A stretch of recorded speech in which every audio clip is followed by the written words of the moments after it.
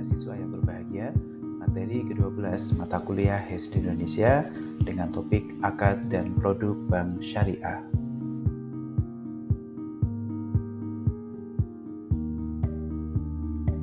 Sebelum masuk ke materi, saya ingin bertanya, apakah Anda pernah menggunakan jasa bank syariah?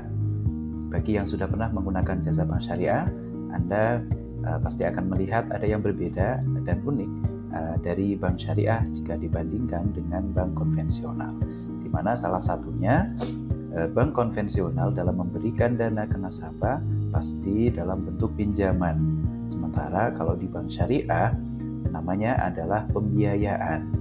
Ya, dan di dalam pembiayaan itu akan ada banyak akad yang dipakai oleh bank dalam menyalurkan dana.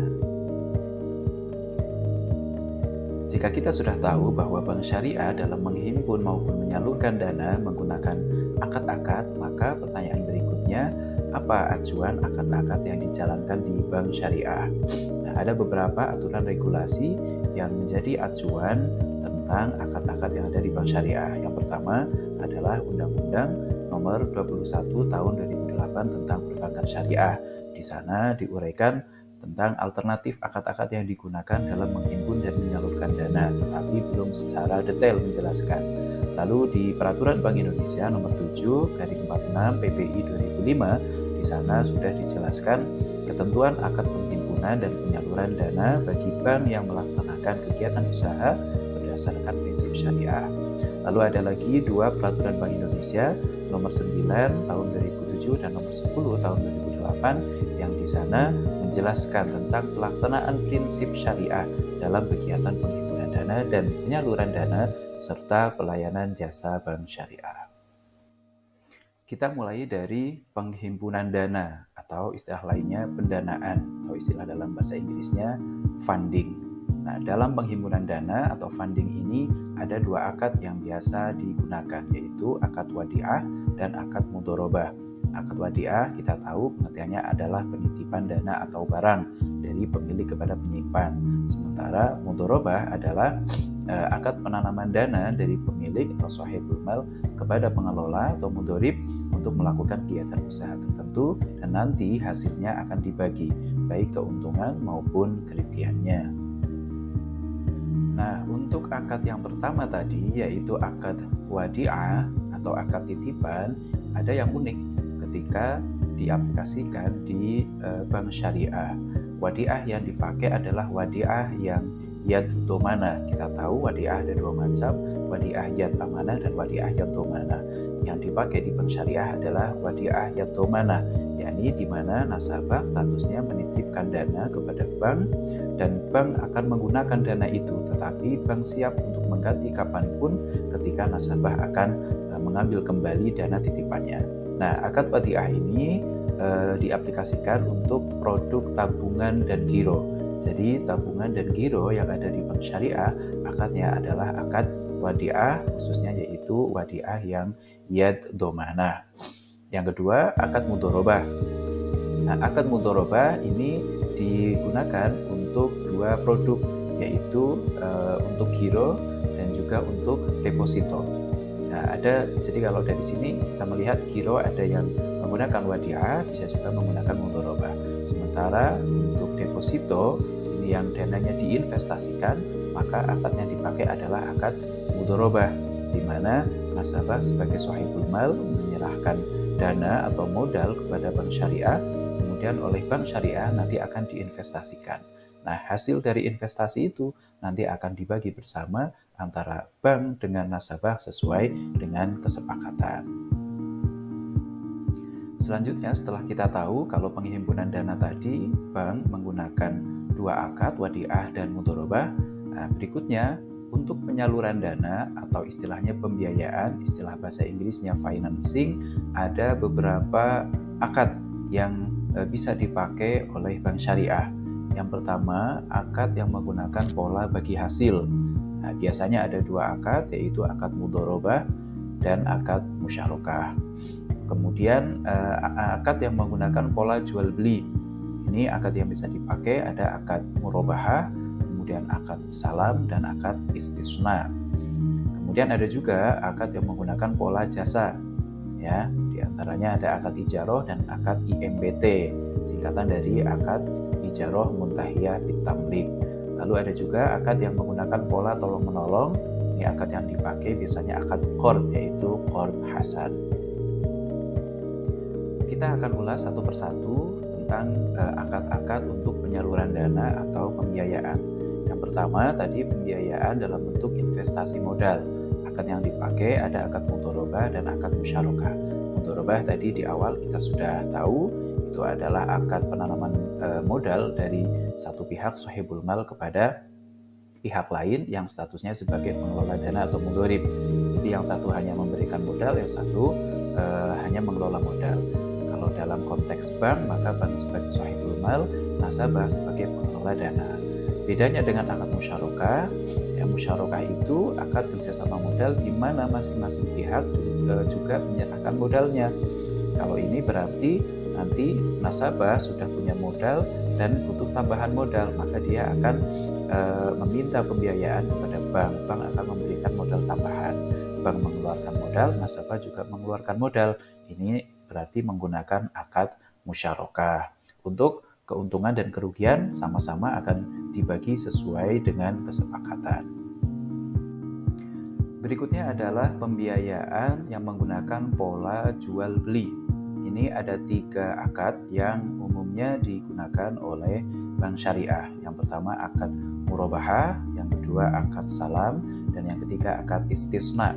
Ketiganya ini merupakan akad jual beli. Ini murabahah merupakan akad yang paling banyak digunakan oleh bank syariah, juga lembaga keuangan syariah yang lainnya.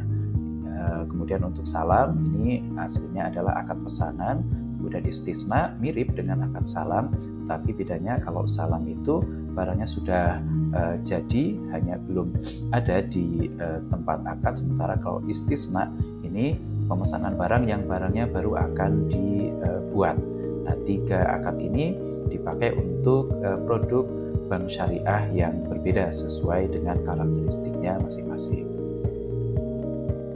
Berikutnya yang ketiga, penyaluran dana atau pembiayaan yang menggunakan pola jasa. Di sini ada 2 akad yang banyak dipakai, yaitu akad ijaroh dan satunya ini adalah inovasi dari akad ijaroh yang dinamakan dengan ijaroh muntahiyah bitamlik. Kalau ijaroh ini adalah akad sewa menyewa, ya, kita mengenalnya dengan akad sewa menyewa. Nanti pihak yang menyewa akan memberikan ujroh atau upah atas manfaat yang sudah dia dapatkan dalam jangka waktu tertentu. Sementara kalau ijaroh muntahiyah bitamlik, ini artinya secara harfiah adalah ijaroh yang berakhir dengan kepemilikan. Jadi di awal akadnya adalah ijaroh, satu pihak memanfaatkan suatu barang sampai jangka waktu tertentu dengan pembayaran ujroh, tapi nanti di akhir masa sewa akan ada pemindahan kepemilikan dari pemilik barang kepada orang yang menyewa. Nah, nanti ada akad lagi di situ, yaitu akad hibah atau akad pemberian dari si pemilik barang kepada orang yang menyewa yang telah membayar biaya sewa selama jangka waktu tertentu. Nah, lalu yang terakhir ini adalah akad pembiayaan yang menggunakan pola tolong-menolong atau menggunakan prinsip sosial. Ini akad yang dipakai adalah akad qard atau akad utang piutang, di mana sifat asli dari akad qard utang piutang adalah untuk tolong-menolong. Maka kalau kemudian ada akad utang piutang, kok di situ ada tambahan ketika mengembalikan, itu sudah melenceng. Maka dalam Islam itu dinamakan dengan riba. Nah, akad tolong-menolong, akad qard ini adalah prinsipnya untuk tolong-menolong. Maka dalam konteks bank bisa memberikan pinjaman atau utang kepada nasabah tanpa adanya tambahan sedikit pun dan tanpa adanya keuntungan yang diambil oleh pihak bank, karena memang tujuannya untuk kepentingan sosial atau untuk tolong-menolong kepada para nasabah. Nah, bank syariah di samping melakukan kegiatan penghimpunan dana dan penyaluran dana, bank juga memiliki jasa lain yang bisa dilakukan oleh bank. Ya, di antaranya akad-akad yang dipakai itu ada akad wakalah. Wakalah secara singkat artinya adalah perwakilan atau pemberian kuasa. Di sini konteksnya dari nasabah ke bank untuk melakukan pengelolaan keuangan, dan bank nanti akan mendapatkan komisi dari nasabah. Maka lebih tepatnya wakalah di sini adalah wakalah bil ujroh. Jadi akad pemberian kuasa disertai dengan upah. Lalu ada juga hawalah. Hawalah ini akad pengalihan utang. Ya, nanti ada para pihak yang terlibat antara nasabah dan juga bank. Lalu juga ada akad wadiah. Nah, ini bedanya dengan yang awal tadi. Wadiah di sini adalah wadiah yang yad amanah. Ini yang memang asli wadiah ya. Sifat asli dari wadiah adalah yad amanah. Jadi penitipan barang yang oleh orang yang menerima titipan, barangnya tidak akan diapa-apakan, tidak akan dipakai. Beda dengan wadiah yang yad domanah tadi yang di awal. Lalu ada juga akad rohan. Akad rohan ini adalah gadai ya. Jadi akad untuk menahan aset dari debitur atau nasabah. Nanti di sini ada tambahan akad juga, adanya imbalan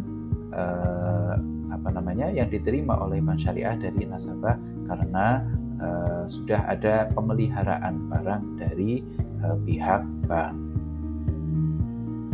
Baik, berikutnya setelah kalian memahami apa dan seperti apa akad-akad yang ada di bank syariah yang selanjutnya diimplementasikan dalam produk, maka tugas kalian adalah mencari contoh aplikasi akad dalam produk bank syariah. Langkahnya kalian bisa mencari produk brosur produk ya, brosur produk pembiayaan dari salah satu bank syariah.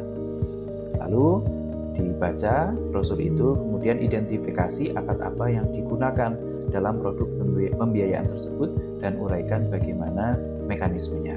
Nah, hasil kerja kalian nanti, hasil identifikasinya itu diketik dan dikirim melalui link Google Form yang akan di-share nanti di grup WA.